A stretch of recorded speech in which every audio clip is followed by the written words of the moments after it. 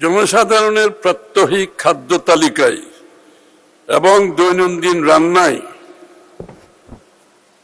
উল্লেখযোগ্য পরিমাণে বিভিন্ন ধরনের মশলা ব্যবহার করা হয়।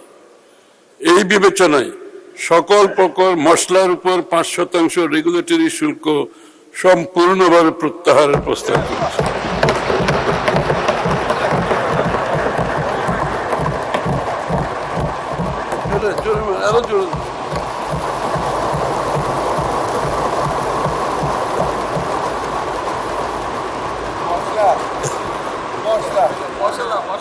মশলা